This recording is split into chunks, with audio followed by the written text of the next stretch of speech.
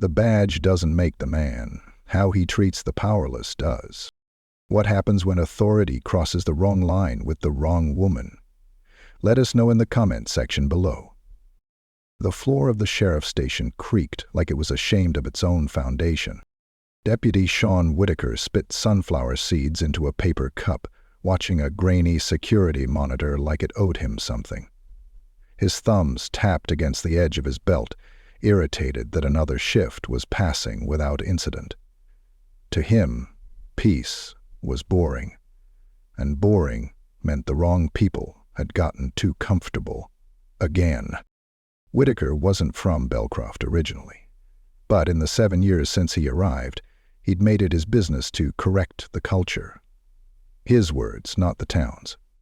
Every new face, every unfamiliar car, every man or woman who didn't dress the part of small-town obedience was an opportunity. One he rarely passed up. When Officer Kevin Driscoll, fresh out of training and still wearing the nervousness of someone who didn't know where the line was, entered with a clipboard, Whitaker didn't even glance over.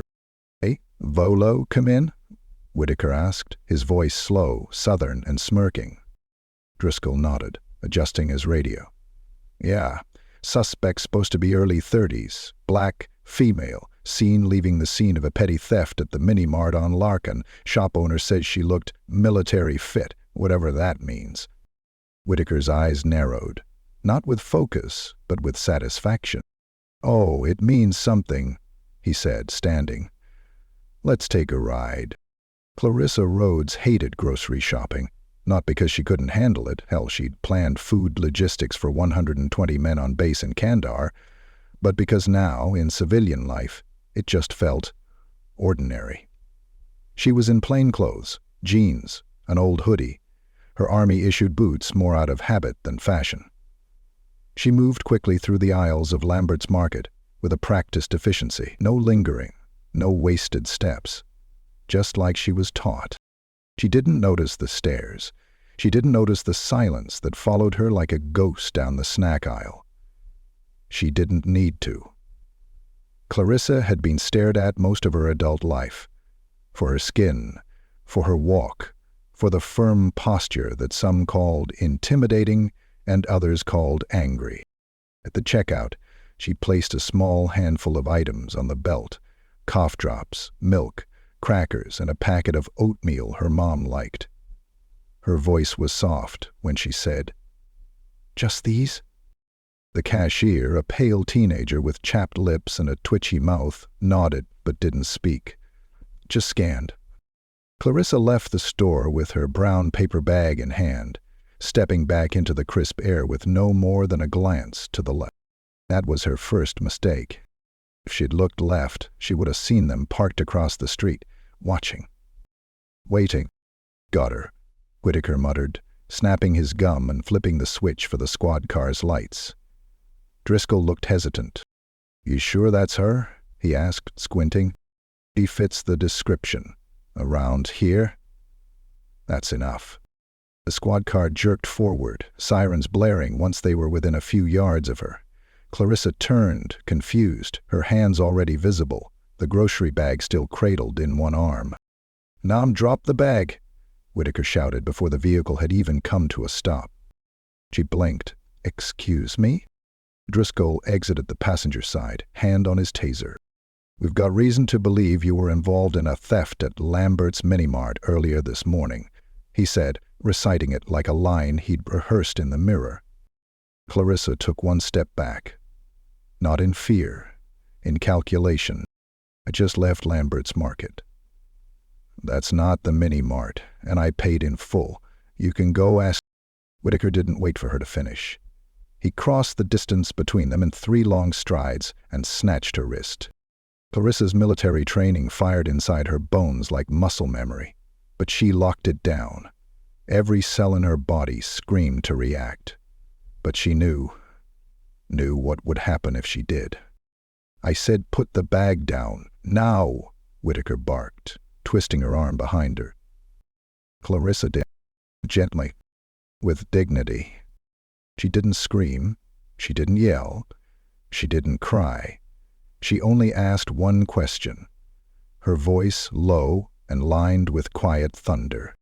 "Do you know who I am?" Whitaker sneered. "Doesn't matter. I know what you are." Clarissa swallowed her fury. Driscoll was already pulling out cuffs, though his hands shook.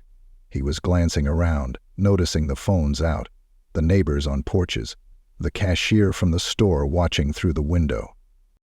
The metal clicked around her wrists. Clarissa didn't resist. She looked up at the sky. "I need someone to call my mother," she said, as they guided her into the back seat. "Tell her I'll be home late." Whitaker laughed. "You can tell her yourself, if you get a phone call." The door slammed shut.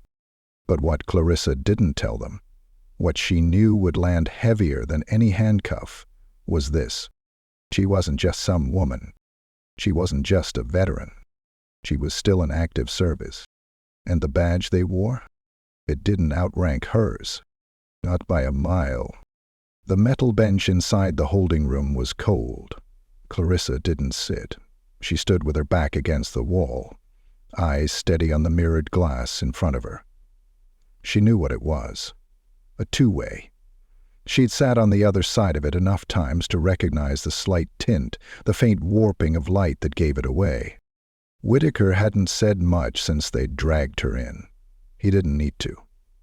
Men like him didn't speak in words. They spoke in bruised wrists and clipped laughter. Power, for them, was best displayed in silence, because silence meant no one was coming to help you. But Clarissa wasn't waiting for help. She was waiting for the clock. At exactly 14:30, someone would notice she hadn't checked in. That was protocol. At 14:45, Captain Selina Brooks would send a text. By 15 o'clock, Clarissa would be classified as non-responsive while on operational leave. And by 16 o'clock, the Department of Homeland Security would start making calls. And if Clarissa knew anything about the chain of command, it was this. The hammer always dropped hardest when someone tried to hide the chain. Driscoll peeked in through the door's slit window. He didn't enter. He hadn't met her eyes since the arrest. Clarissa could tell the adrenaline had worn off, and the guilt had come to take its place. He would break first. Whitaker returned just after 3, this time with a smug grin and a paper cup of coffee. "Still haven't said a word," he said, loud enough for the hallway to hear. "Makes you look real guilty, you know." Clarissa's lips curled slightly. "Funny," she replied finally. "I was thinking the same thing about you." Whitaker's jaw tightened. He stepped forward, close enough to press the coffee cup against her chest as he leaned in. "You know, a little sorry might go a long way." Clarissa didn't flinch. "So would calling your supervisor. Or mine." He didn't like that. His hand moved toward his belt again, subtle, rehearsed, a motion meant to intimidate, not protect. But then the hallway door opened. A low voice cut through the air like a straight razor. "Deputy Whitaker, stand down." It wasn't shouted. It didn't need to be. Sheriff Dennis Halbrook walked in with the weight of decades behind him. Weathered, white, and tired of paperwork, Halbrook didn't run his office. He floated above it, letting the boys handle the dirty work, while he stayed clean. But even he knew when the smoke smelled federal. Clarissa watched him carefully. She knew men like Halbrook, slick, slow, and allergic to confrontation. He wasn't here to help.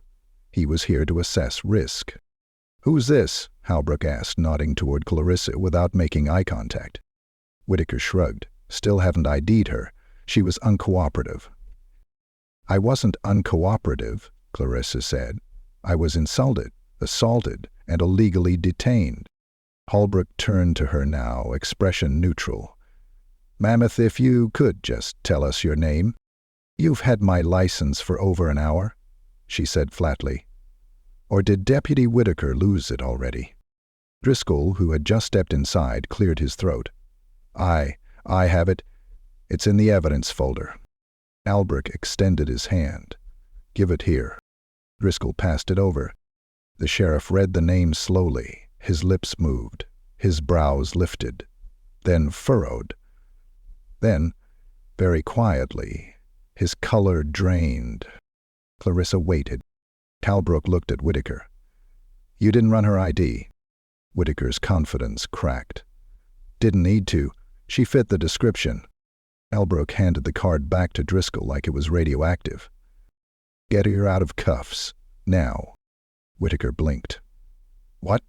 Why, we're in the middle of—" "He's a federal officer," Talbrook said through clenched teeth. "You moron." Clarissa felt the cuffs loosen behind her. She rotated her wrists slowly, the skin red and raw.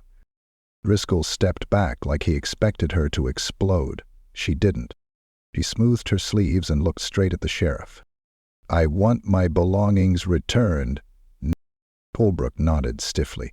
"Of course. Officer Driscoll, please retrieve—" "I don't want Driscoll," she interrupted. "I want Whitaker. Let him walk his mistake back." The air froze. Whitaker was already sweating. The sheriff hesitated, then gave a tight nod. "Deputy, you heard her." Clarissa watched him disappear through the door like a whipped dog. He didn't look at her once. They didn't speak on the walk back to the property cage. Whitaker unlocked the locker, handed her the bag with slow, stiff movements. Clarissa inspected the contents. Her wallet, her phone, a receipt from the grocery store with her name on it, all intact. She turned to him, holding up the receipt. "This," she said quietly, "is the only thing you needed to ask for." He looked at the floor. "I'll be filing a complaint," she added, "and a formal statement. There will be an internal review. You'll be contacted." Still, he said nothing. "You thought I was a problem," Clarissa said, stepping closer, her voice soft as velvet and sharp as broken glass. "But you never checked. You never asked. You assumed. That'll cost you." She turned and left him in the silence he had weaponized. By the time Clarissa stepped outside, the sun was lower. A light breeze picked up dust from the gravel lot. Her boots crunched as she walked toward her truck. A woman stood by the vehicle. Tall. Trim. Black blazer, silver badge. Captain Selina Brooks. "I got your check-in alert," Selina said simply. "You were late." "You're never late." Clarissa smiled for the first time in hours. "Took them longer to realize their mistake than I expected." Selina raised an eyebrow. "You could have called me." "I could have," Clarissa agreed. "But I wanted to see what they'd do with no supervision." Selina's eyes narrowed. "And?" "By fate." Selina exhaled. "You pressing charges?" "Let's start with internal," Clarissa said. "Let them sweat." Selina nodded. Then she opened the passenger door of the truck. "Come on," she said. "Let's go see your mother. She's probably got greens on the stove and questions in her eyes." Clarissa chuckled. "She always does." And together they left the station behind. But the storm? It hadn't even started yet. Margaret Rhodes didn't even bother to turn down the stove when Clarissa walked through the front door.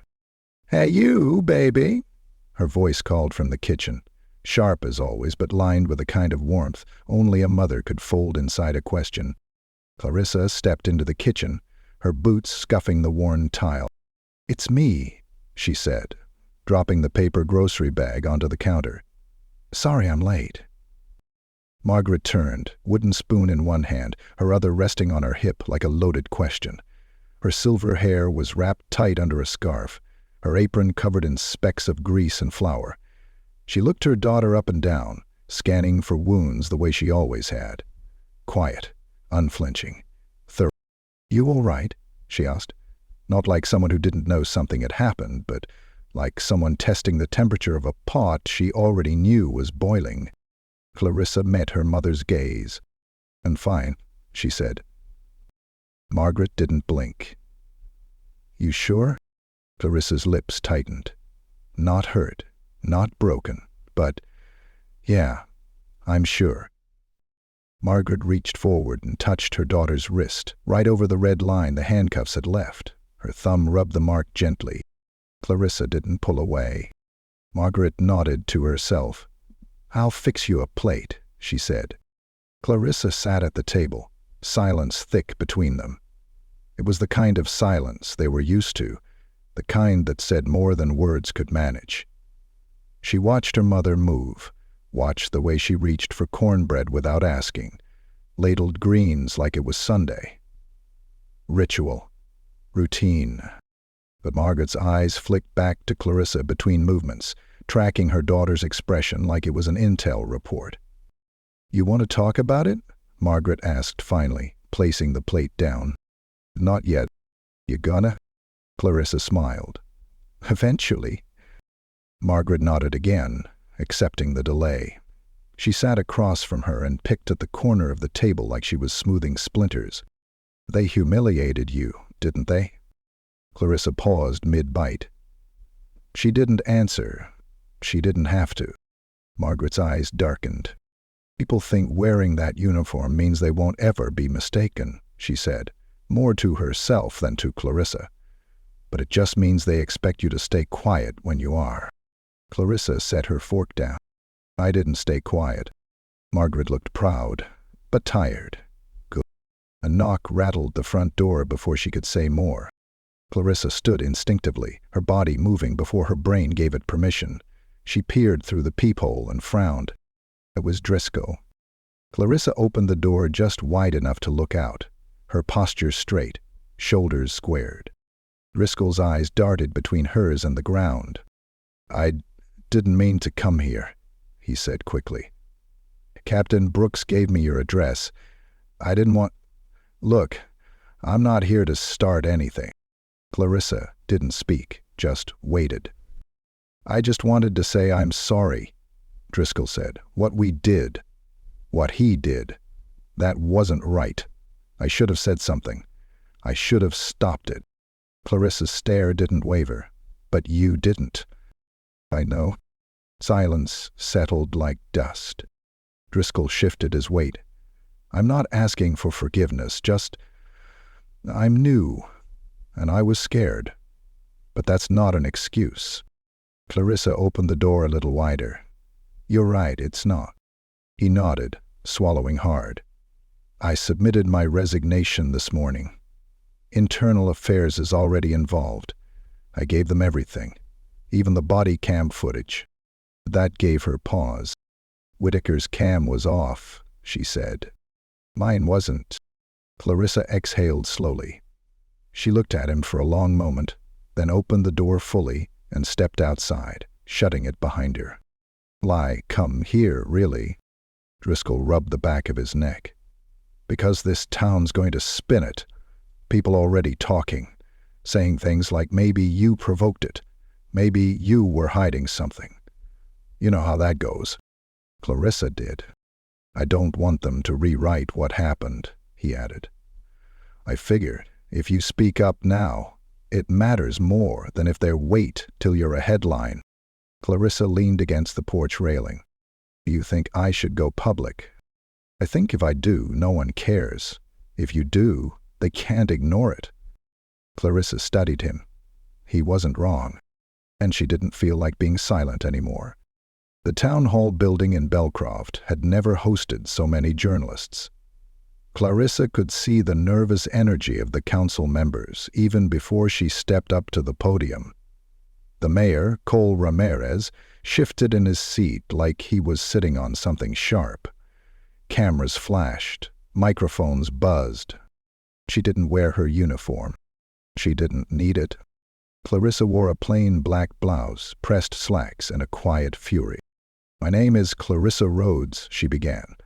"I'm a federal officer, a decorated combat veteran, and a daughter of this country. Last week in your town, I was illegally detained, physically handled, and publicly humiliated by members of your sheriff's department." No murmurs, just silence. "I was not a threat. I was not a suspect. I was not even asked a question before being placed in handcuffs." She let that sit. "I didn't resist. I didn't yell. I gave them the benefit of the doubt even when they gave me none. And when I told them they had made a mistake, they laughed. The mayor glanced sideways at a deputy by the door. Clarissa noticed. "I came here today not for apologies," she said, her voice steady, clear, deliberate, but for accountability. "This isn't just about me. It's about every black woman, every veteran, every citizen who has ever been told they don't belong, not because of what they did, but because of who they are." One of the cameras clicked, its flash snapping like punctuation. Clarissa turned her eyes directly to the reporters now. "The department has received my formal complaint, and they will receive my testimony, but I want the people watching to understand something very clearly." She leaned forward just enough to draw breath. "I serve this country with honor, but I will not beg it for dignity." Silence followed. Then, applause. It started slow. Margaret stood in the back, arms crossed, nodding once, then again. A few locals followed. Then the room filled with it. Even Mayor Ramirez clapped awkwardly, uncertainly, but he did. Clarissa stepped back from the podium, her spine unbending. Delina Brooks waited near the exit, arms folded, a subtle smile tugging at her cheek. "You just shook the pillars," she whispered as they walked out. Clarissa exhaled. "Good. It's time the whole damn house heard it coming down." Belcroft hadn't seen this many people in the streets since the 4th of July parade in '96, and even then, no one had brought signs. No one had brought speakers. No one had brought fire. But they had now. Clarissa stood just outside Lampert's Market, not in uniform, not hiding either. She wore her name across her chest, printed bold on the front of a black T-shirt someone had handed her. Rhodes, not suspect. Soldier. She hadn't asked for it. Someone had made it overnight. Word spreads fast when truth leaks through the cracks in silence. Hundreds lined Main Street, some from Belcroft, some from neighboring towns, and some from hours away. Students, mothers, pastors, veterans, black, brown, white, all under the same May sun that looked down on a town that couldn't pretend anymore. Megaphones clicked on. Chants rippled across the crowd like a heartbeat. Measured, defiant, alive. Clarissa didn't lead the chants. That wasn't her role. She stood in the middle, an anchor, as others took up the voice she'd lent them. She didn't need to yell anymore. Her silence now spoke power. A young girl approached her, no older than 13, her hands shaking slightly as she held out a folded note. Clarissa smiled and took it. "My name is Adria. I want to be like you." That's when Clarissa's throat closed a little. Not because she was sad, but because it had landed. All of it. The message, the meaning, the responsibility. She folded the note carefully and slid it into her back pocket. Behind her, Selina Brooks watched with folded arms and eyes scanning everything. Always the guardian, always the strategist. "You ready for the announcement?" Selina asked without looking away from the rooftops. Clarissa gave a small nod. "Let's see if the town has any spine left." The town council had issued a statement that morning. They didn't expect it to be enough, but they had hoped it would at least pacify the tide. It hadn't. The steps of City Hall creaked under the weight of the mayor as he approached the podium, hastily set up just hours earlier. He looked over the sea of signs, over the quiet storm of faces ready to drown him in truth. Mayor Cole Ramirez cleared his throat into the microphone. "Thank you all for being here today. I won't pretend this has been an easy week for Belcroft." Someone in the back yelled, "Try living it." Clarissa didn't move, but she did smile. Ramirez held up a paper, though no one could see what was on it. Effective immediately, Deputy Sean Whitaker has been terminated from the Belcroft Sheriff's Department. He will be under investigation by state and federal agencies for abuse of power, unlawful detainment, and conduct unbecoming of an officer. No cheers, just murmurs. Because that was the minimum. And beginning next week, Ramirez continued, our town will begin the process of establishing a civilian oversight board to monitor all future complaints against the sheriff's office. That got applause. He adjusted his tie, nervous. Lastly, we'll be working directly with federal agencies to implement new anti-bias training protocols. All officers will be reevaluated, no exceptions. Selena nodded beside Clarissa. That's your echo, she said. They're following your tone. Clarissa's arms were crossed now. Not in defiance, but in defense of every black woman who had stood where she had. She didn't feel triumphant. She felt grounded. The real change, she knew, would take years. But today was a fracture, and fractures grow. Ramirez stepped away from the mic as people began clapping, a slow, heavy applause that sounded more like release than celebration. As the crowd began to disperse, Clarissa remained where she was, watching people shake hands, exchange hugs, and pass out water bottles. It was peaceful now, a protest that didn't end in sirens. Driscoll approached her once more. No uniform, no badge. He didn't try to say anything this time. He just nodded. Clarissa gave him one back. Forgiveness didn't always need words. Sometimes it just needed space. Margaret showed up minutes later, cane tapping against the sidewalk like a metronome keeping time with her pride. She didn't say a word either. She just stepped beside her daughter, linked her arm, and faced the street. Adria, Clarissa said softly, you still here? The girl emerged from the side, shy, her braids glistening in the sun. You want to see something? Adria nodded. Clarissa bent down, pulled up her pant leg just enough to reveal her old dog tags, looped around her ankle with a bracelet. He's got me through more than I can tell you, she said. But they're just metal. The real armor? That's up here. She tapped the girl gently on the temple. And in here? Then her chest. Adria beamed, like someone had handed her a torch she already knew how to carry. The girl ran back to her mother, who mouthed a thank you as she pulled her daughter into a tight embrace. Selena turned to Clarissa. You know you've got a choice now. About what? You can go back. Or you can stay. Help fix what's broken here. Clarissa took a long breath. The smell of summer blooming. The voices of people healing. The weight of a town learning how to bend instead of break. I'll stay a while, she said. See how deep the rot goes. Selena smirked. They're not ready. Clarissa's eyes narrowed with calm certainty. They weren't ready for me the first time either. They walked down Main Street together. No cameras left, no spotlight, just shadows stretching long behind them like footprints in wet concrete. Margaret followed close behind, mumbling something about sweet tea and porch chairs. The town of Belcroft didn't erupt overnight. It didn't turn into a model of equity and justice with one speech, one firing, or one protest. But something shifted. Someone had stood and stayed standing. Clarissa Rhodes had come to run errands. She ended up leading a movement. And finally,